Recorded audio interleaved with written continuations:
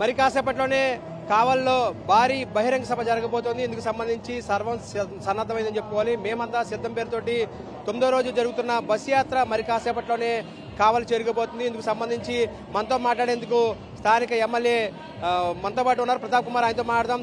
Sir, ఏ విధంగా ఏర్పాట్లు జరుగుతున్నాయి, అదేవిధంగా ఇప్పటివరకు చూసిన సభలు చూస్తే ఒకదాన్ని మించిన స్థాయిలో మరొకటి జరగడం జరిగింది. ఇప్పుడు కావలి సభ ఎలా జరగబోతోంది?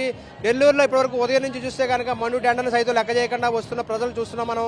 ఎలా ఉంది మీ పార్లమెంట్ పరిధిలో, ఎలా ఉంది మీ జిల్లా?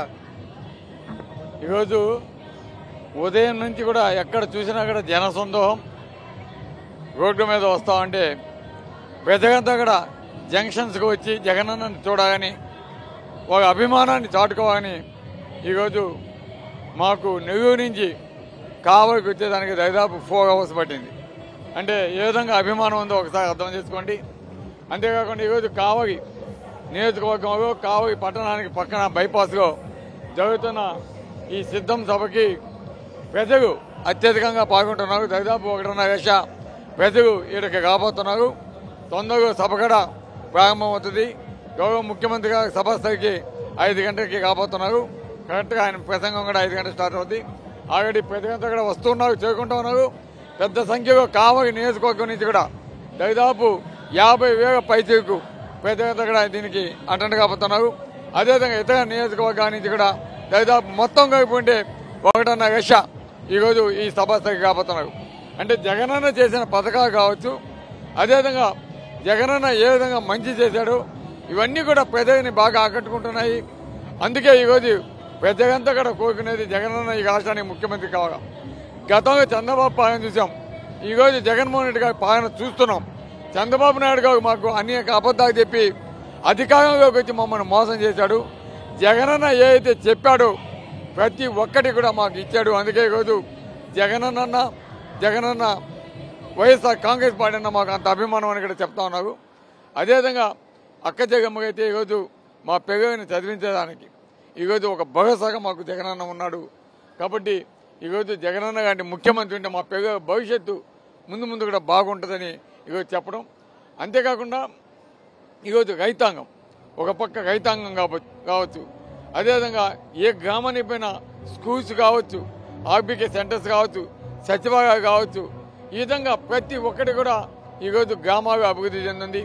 వాటితో పాటు ఈ పథకాలే కాకుండా అభివృద్ధి కార్యక్రమాలకు వస్తే మా కావలి నియోజకవర్గానికి నిజంగా మాకు జగనన్న చేసిన మేలు మేము మర్చిపోమని ఈరోజు కావలి పెద్దగా చెప్తున్నాం. ఎందుకంటే ముఖ్యంగా రామాయపట్నం పోర్టు మా కావలికి అతి సమీపన 15 కిలోమీటర్గా ఉంది.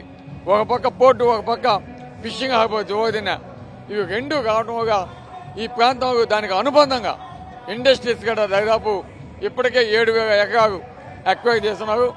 వాటిలో ఇండస్ట్రీస్ పవర్ ప్రాజెక్ట్స్ కానీ అదేవిధంగా వేరే ఇతర ప్రాజెక్ట్స్ కూడా రాబోతున్నాయి.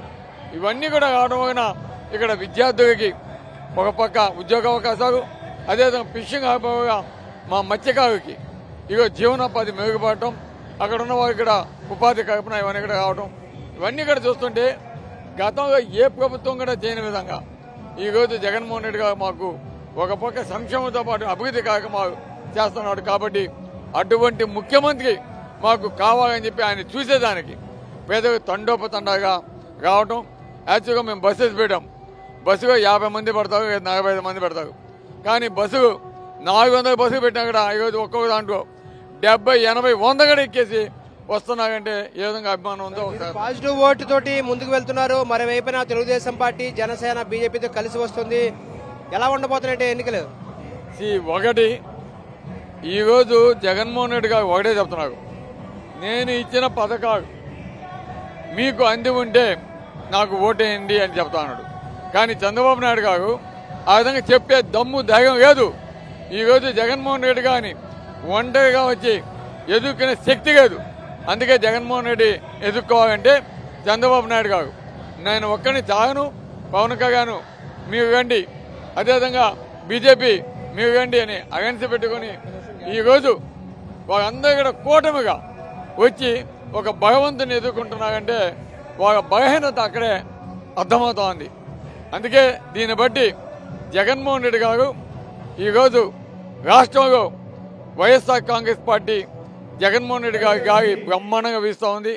ఈరోజు జగన్మోహన్ రెడ్డి గారు ఓడిస్తున్నారు. Why not 175? తప్పకుండా ఈరోజు గతంలో 157 వచ్చినాయి, దానికంటే అత్యధిక మెజార్టీ స్థానాలు గెలవబోతోంది. అదేవిధంగా అన్ని సర్వే కూడా ఈరోజు జగన్మోహన్ రెడ్డి గారు అత్యధిక పార్లమెంట్ స్థానాలు కూడా గెలవబోతున్నాయని కూడా తెలియజేస్తా ఉన్నాయి. కావలి నియోజకవర్గాన్ని గతంలో ఎన్నడూ లేని విధంగా ముఖ్యమంత్రి వైఎస్ జగన్మోహన్ రెడ్డి అభివృద్ధి చేశారు. ఈ జిల్లా ప్రజలందరూ కూడా రుణం తెచ్చుకోవడానికి సిద్ధంగా ఉన్నారనేది ఎమ్మెల్యే ప్రతాప్ కుమార్ చెప్తున్నారు. మరోవైపున మనం చూస్తే కనుక ఇక్కడ కావలి నియోజకవర్గానికి ఒకవైపున 15 కిలోమీటర్ల దూరంలో పోర్టు, మరొక దగ్గరలోనే ఫిషింగ్ హార్బర్ నిర్మాణం చేపట్టడం ద్వారా సంక్షేమాన్ని అభివృద్ధిని రెండు కూడా చేసిన ఘనతగా ముఖ్యమంత్రి జగన్మోహన్ రెడ్డి దక్కుతుందని చెప్తున్నారు. మరోవైపున ఎన్ని పార్టీలు కలిసినప్పటికీ కూడా సంక్షేమం చేసిన ముఖ్యమంత్రి వైఎస్ జగన్మోహన్ రెడ్డి వెంటే ప్రజలంతా ఉంటారనేది కూడా ఎమ్మెల్యే ప్రతాప్ కుమార్ చెప్తున్నారు. వీడియో జర్నలిస్ట్ శివద కలిసి నాయకురావు, సాక్షి టీవీ, కావలి నుంచి.